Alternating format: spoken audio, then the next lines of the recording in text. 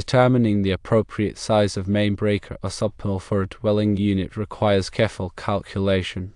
The information provided is not adequate to determine the exact sizing requirements. Generally, service entrance conductors must be sized to handle the total load of all circuits in the building simultaneously. This figure can be estimated by adding up the non-continuous load of all the circuits and multiplying the total by 125%. However, it is crucial to acknowledge that certain circuits are required to be calculated at a higher percentage of their rating. These are known as continuous loads. Common examples of continuous loads include electric heat, air conditioning compressors, and well pumps. In the given scenario, consulting a qualified electrician is recommended to assist in determining the necessary size of the electrical service. It's important to have a qualified person evaluate the electrical system to ensure safety and compliance with the National Electrical Code, or NEC.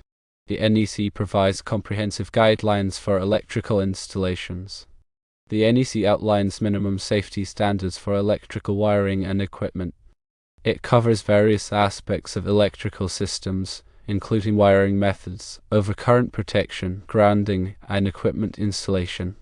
It is updated regularly to reflect advancements in technology and safety practices. Familiarity with the NEC is essential for anyone working with electrical systems. It helps ensure safe and compliant installations. When sizing electrical panels and components, several factors must be considered. Firstly, the total load of all circuits must be calculated. This includes both continuous and non-continuous loads. Continuous loads are those that operate for 3 hours or more at a time. They are typically calculated at 125% of their rating. Non-continuous loads are those that operate for less than 3 hours at a time. They are calculated at 100% of their rating. Secondly, the service entrance conductors must be sized to handle the total load.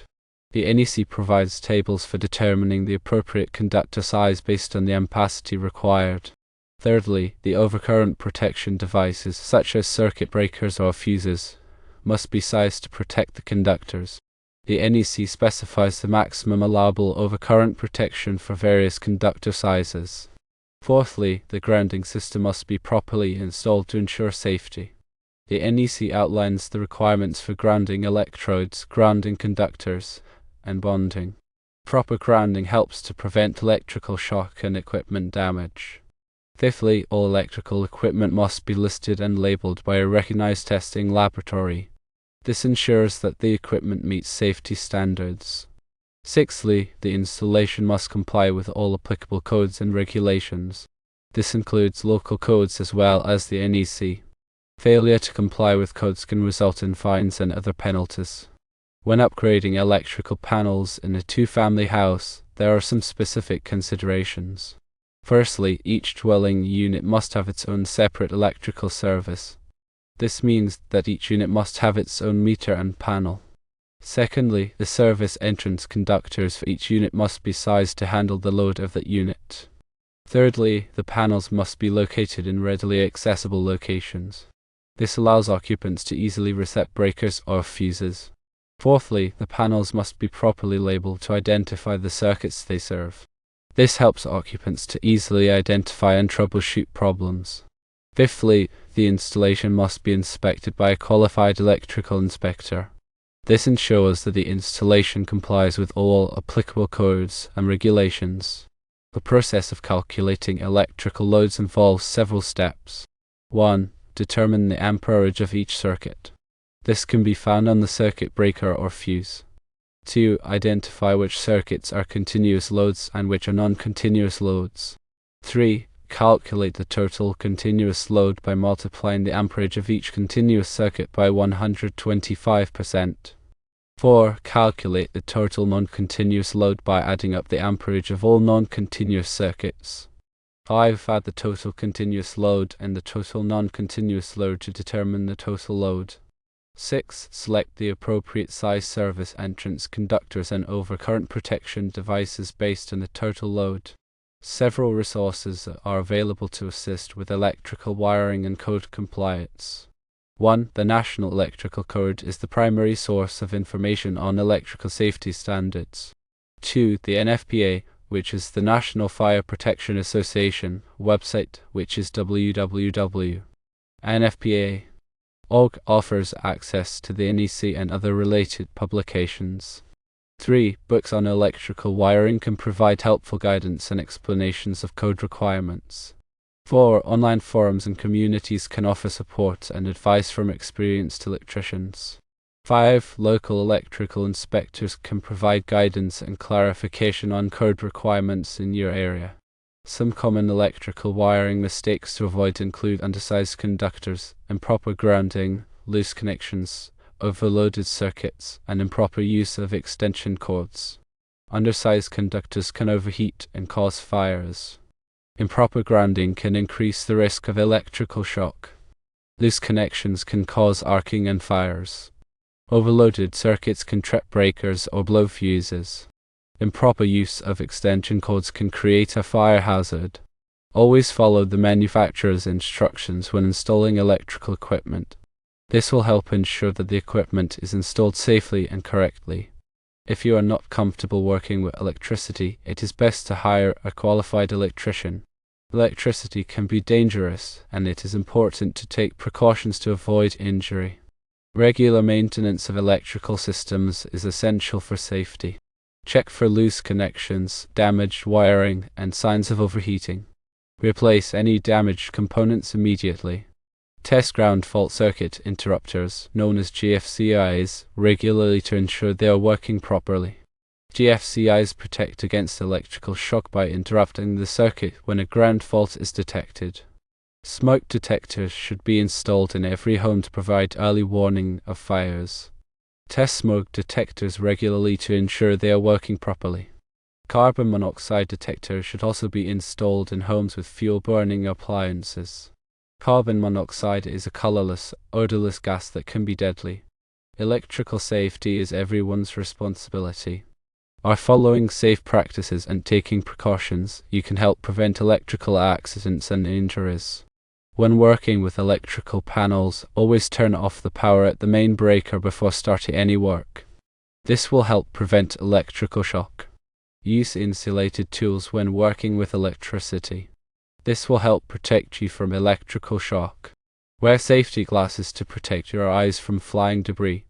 Do not work on electrical systems when you are wet or standing in water. Water is a good conductor of electricity and it can increase the risk of electrical shock. If you are not sure how to do something, ask for help from a qualified electrician. It is better to be safe than sorry. When replacing a fuse, always use a fuse of the same size and type. Using a fuse that is too large can damage the wiring and create a fire hazard. Never bypass a fuse or circuit breaker. These devices are designed to protect the wiring from overloads.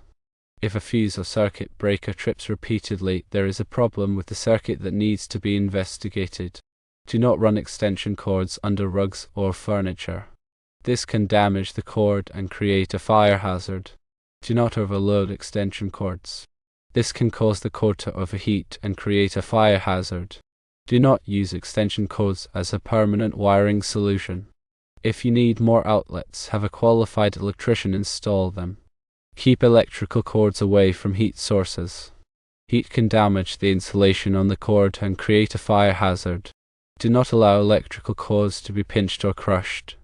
This can damage the cord and create a fire hazard.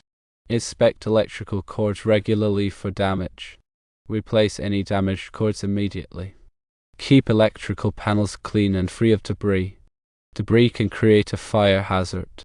Do not store flammable materials near electrical panels. Flammable materials can ignite if there is an electrical spark.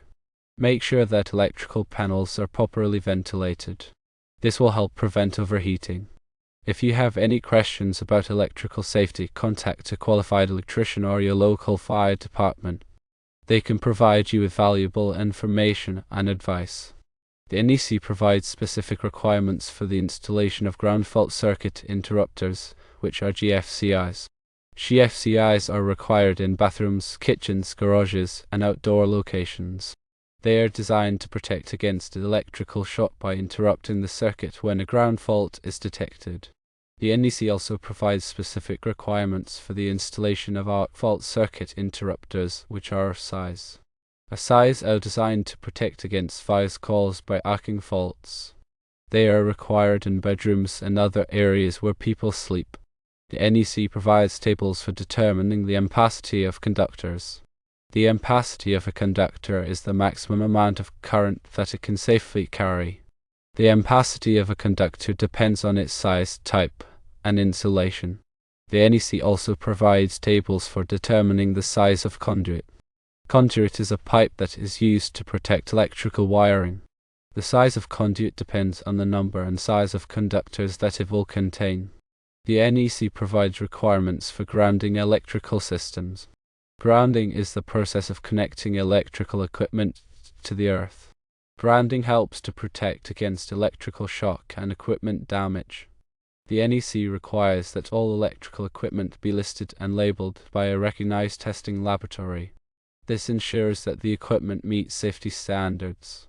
The NEC is updated every 3 years. The latest edition of the NEC is the 2023 edition. It's important to stay up to date with the latest edition of the NEC to ensure that your electrical installations are safe and compliant. In summary, upgrading electrical panels requires careful planning and execution. It is important to calculate the electrical loads accurately, size the service entrance conductors appropriately, and install the equipment in accordance with the National Electrical Code.